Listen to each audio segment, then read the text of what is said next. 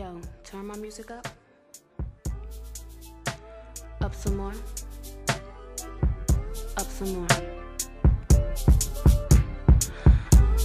Up a little bit more.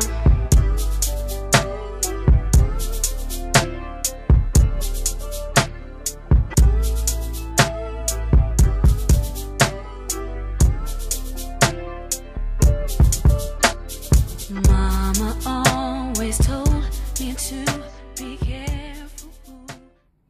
Baby, at the drugstore, baby. What's the matter with you? And I encourage that. I know. I apologize. Let's try and buckle up and hold on tight. Here it is, strawberry letter. Good evening. And then when we go to break, he'll say too much. Yeah. Yes. You know that's his style. You know what he doing. Meet me at the drugstore, baby. Be quiet. Oh, Cheryl. He's squeezing that stand up in on y'all. Y'all don't even see it. You have to come out of retirement. All right, here we go. Subject: I can't stand having sex with my husband anymore. Dear Stephen Shirley, my husband of 12 years is terrible in bed. It has never been outstanding, but it has been tolerable. Over the years, it has gotten progressively worse. He can't last but up to 2 minutes, and his performance in bed is declining more and more. He doesn't do anything to please me. He is purely self-serving. At this point, when he asks to have sex, I often turn it down because I feel like, why bother? He asked me this morning and I told him that my back hurts. He got mad and went to his mother's. I've never cheated and never would, but it is impacting the marriage. He is an extremely sensitive person, and any little thing I say to him is taken the wrong way. He gets upset and goes to his mommy's house. I don't want to bruise his male ego, but the sex sucks, and I get more pleasure from self-serving. How do I tell him he doesn't please me at all? How do I say that he doesn't even excite me? He's had his prostate checked a few years ago. Are men supposed to have it checked yearly? Is it his age? He's 51 and I'm 39. Maybe there are men who have it and those who don't. Unfortunately, my husband is among the have-nots. Okay, this is tough because how do you tell a man that he's bad in bed without hurting his fragile ego? How do you tell him that? I was going to say it might be a medical issue. It might be something medical. And by the way, men, especially African-American men, should get checked annually. I am surprised for prostate. I am surprised you have put up with it this long, actually. For 12 years, you say? You could have taught him some things. You could have gently suggested along the way. I think within the 12-year period, long before it has come to this, of course, you know that marriages go through ups and downs, and sex, of course, is a big part of that. I say, you guys, if you're both willing, you both need to talk this out. You need to try to get the spark back in your marriage, some love back in your marriage. And he needs to stop running to mama every time and stay home and fix it. You two have to do it together, though. Steve? I can't stand having sex with my husband anymore. Next question. Goodness. What did you marry him for? Why y'all married? You ain't noticed? You ain't see none of this happening? Huh? There was no inkling of anything? Nothing? Huh? All right, here we go. It's gotten progressively worse. He can't last but up to 2 minutes. And his performance in bed is declining more and more. Let me give you a little information here, ladies. When your man is performing that way and it's a time issue with you, I want you to understand something. It ain't that he can't perform, because he is performing. It's just for 2 minutes. Here is the trouble with it. Here is the trouble with it. When a man does that, mentally, he's just into himself.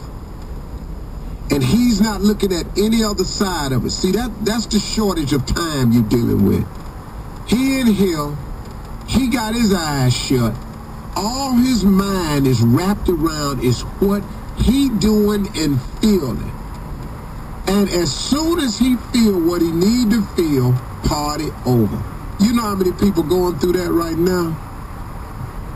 It's not an issue of can he perform. He is performing. The length of time has to do with your mindset. It's mentally how you approaching this thing.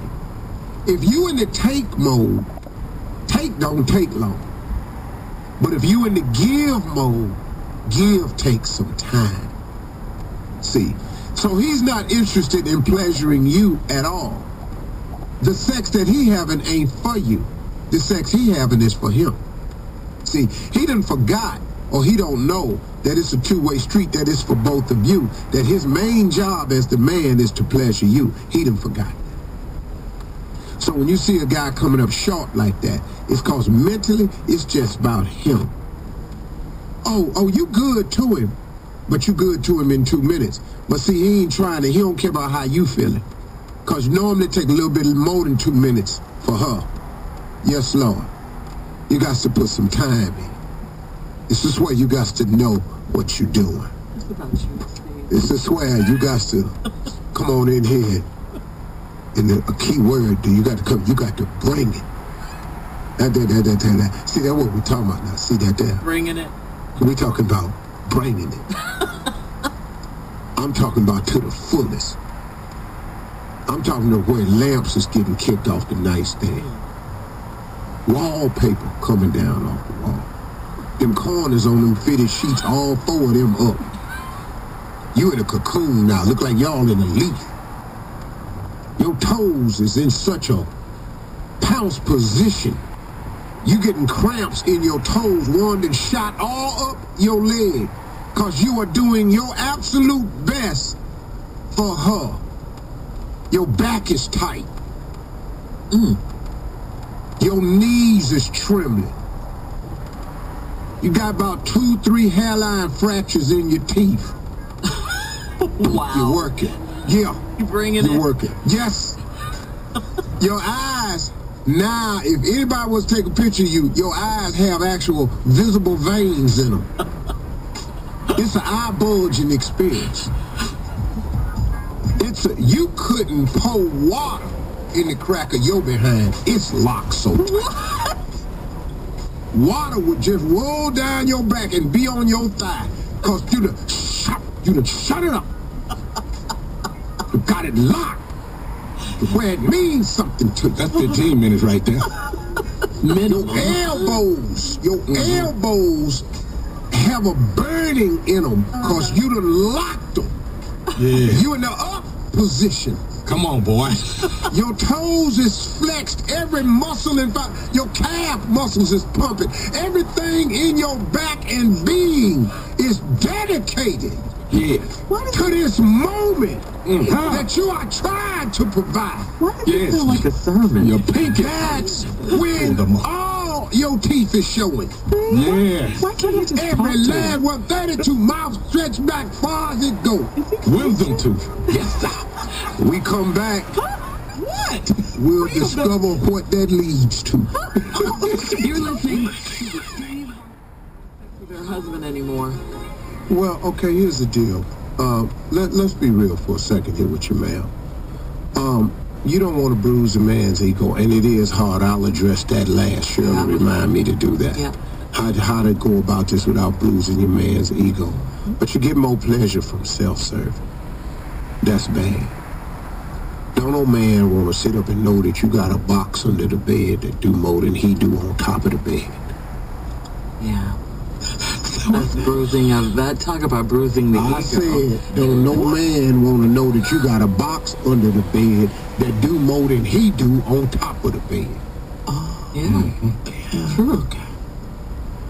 What I would do is bring the, I'll bring the box. Why you just can't talk regular? How do I tell him he don't please me at all? Hell, he know. He see the look on your face. She's just bored, Steve. He know, but he don't care. You up there painting your nails while he's finishing. You over here, you texting. Yeah. You talking on the phone. Hey, what's going on, girl? What? Hold on. Pamela, hang on about 30 more seconds, baby. Hang on. Are you crazy? All right, here we go. What's going on, girl? He through. Okay. Now he has had his prostate checked a few years ago. Are men supposed to have it checked yearly? Is it his age? He's 51, I'm 39.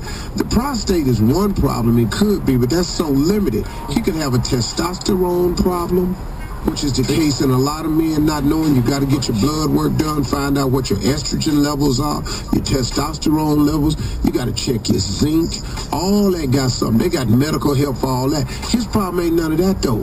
See, his problem ain't dysfunction, erectile dysfunction.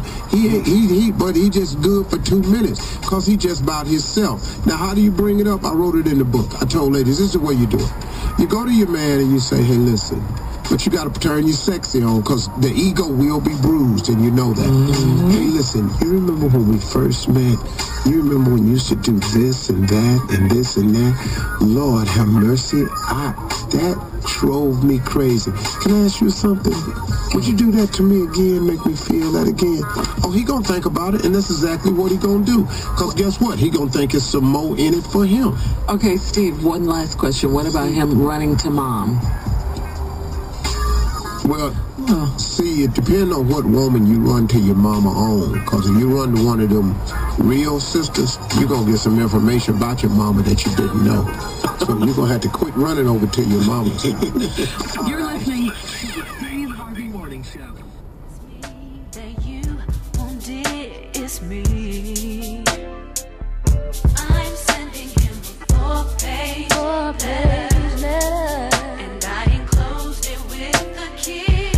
And when I write him, he better get it on time. He better. I'm sending him a 4-page letter. Oh yes, I enclosed it with a kiss. And when I write him, he better get it on time. Oh, I'ma write you a love letter tonight. You better keep watch, 'cause the mailman's coming. Oh, yes he is. Oh, I'ma write you a love letter tonight. You better keep watch, 'cause the mail